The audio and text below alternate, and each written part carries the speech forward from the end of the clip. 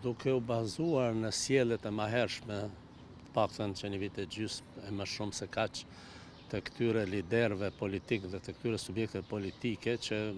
sot thonë diçka të nesërmen diçka tjetër, nuk është për të besuar shumë, përkundër faktit që unë jam i prirur të besoj që po ka shpresa dhe duhet ketë shpresa për bashkëpunim dhe për formim të institucione, sepse është momenti i fundit të këtyre njerëzve që do duhet të reflektonin dhe të mendonin pozitivisht për Republikën, për shtetin dhe jo për pushtetin e tyre, për partitë e tyre, për interesat e tyre dhe për mesazhin që elektorati, votuesi i u ka dhënë në zgjedhjet e fundit, sidomos, po edhe në zgjedhjet para tyre, sepse nuk mund të pritet më pas 3 cikleve zgjedhore që mund të ketë ndonjë ndryshim ose luhatje e madhe që mund t'ju jap shpresë këtyre njerëzve, prandaj duhet të jenë racional, të mendojnë mirë dhe të gjykojnë që nëse lejojnë që vendi të shkojë edhe një herë në zgjedhjet, mos ketë ndonjë marrëveshje edhe për presidentin ose një reflektim institucional që pas një ofertë, pas një marrëveshje, pas një kusht të votojnë, të bëjnë institucionet, të jenë të pranishëm, të votojnë për kundër ose abstenim, por të jenë të pranishëm dhe të jenë të gatshëm me një vedije, do të thosha unë, të pjekur dhe emancipim institucional dhe demokratik për t'i pasur institucionet, do duhet ta bënin këtë, sepse shkurja dhe në një palë zgjedhje do ta humbte pothuajse në tërësi legitimitetin e këtyre partive politike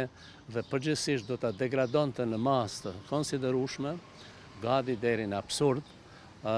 thjesht kuptimin e demokracisë elektorale, për arsye se nga 100% e popullsisë votuesve në këtë vend që kanë të drejtë vote nga mosha 18 vjeçare, kemi ra në situatë që në barim këtyre zgjedhjeve vetëm 37% të tyre kanë dalë zgjedhje, që do të thotë 63% faktikisht të qytetarëve kanë abstenuar dhe kjo është alarmuese. Kjo do duhet të shqetëson të partitë politike dhe të nxirrte nga gjumi dhe alergjia e tyre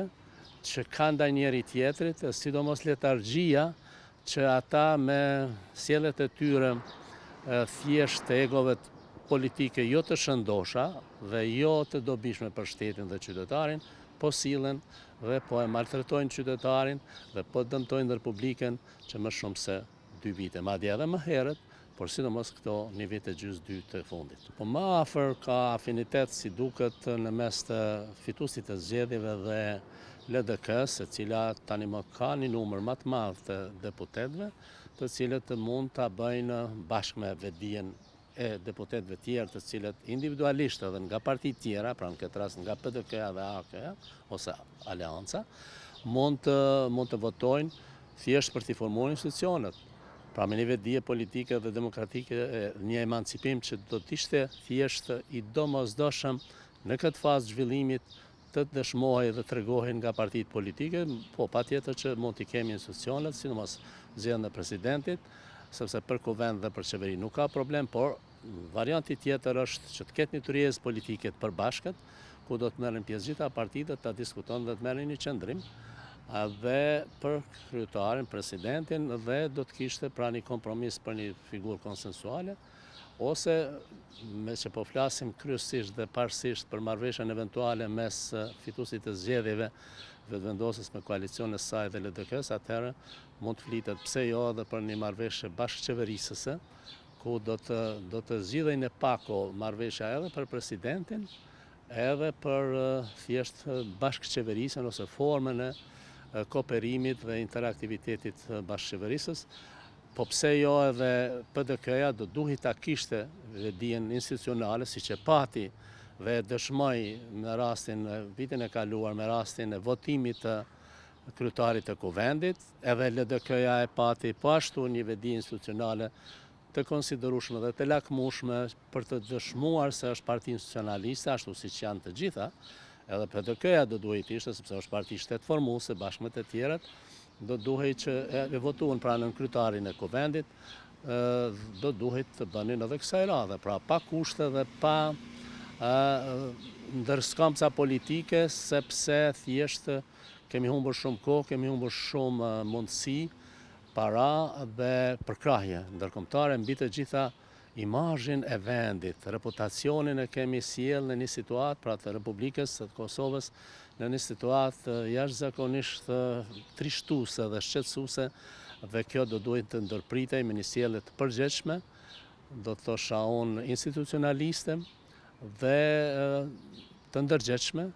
të kësaj klase politike pa dallim fitus ose opozit, në mënyrë që të kemi institucionet dhe për interesa shtetërore dhe çështje të rëndësishme ta përkrahim njëri tjetrin, pra dhe në kuvend, sepse është interes i qytetarëve, marrëveshjet ndërkombëtare, buxheti e tjera janë interesit e gjithëve, dhe të shkohet përpara për arsye se thjesht vullneti politik ka qenë çfarë ka qenë, edhe i përsëritur disa herë, pra 3 herë të paktën, për një subjekt politik gjithsesi koalicion qeverisë, dhe do duhej që opozita ta kuptonte këtë. Por në të njëjtën kohë dhe po kaq, do duhej edhe më shumë se kaq, madje fituesi i zgjedhjeve të mos sillej me një infantilitet politik, duke menduar se vërtet këta janë të dërguar nga Perëndia hyjnore, dhe hyjnorët mund të marrin votat dhe besimin e popullit edhe me ato të jenë në vazhdimsi. Jo, kjo është një vetmashtrim, optik dhe logjik, dhe do duhej ta kuptojnë që mund të ketë edhe befasi të pakëndshme dhe bumerangore, në qoftë se vazhdojnë sillen këtë mënyrë, po themon me supremaci artificiale dhe me bindje iluzive se këta mund të fitojnë sado herë që do të ketë zgjedhje. Nuk ndodh ashtu dhe nuk do duhet ndodhë, nuk mund të ndodhë ashtu siç po mendojnë këta. Pra duhet me këmbë në tokë të dy palët të kuptojnë, të marrin leksionin që u ka dhënë votuesi,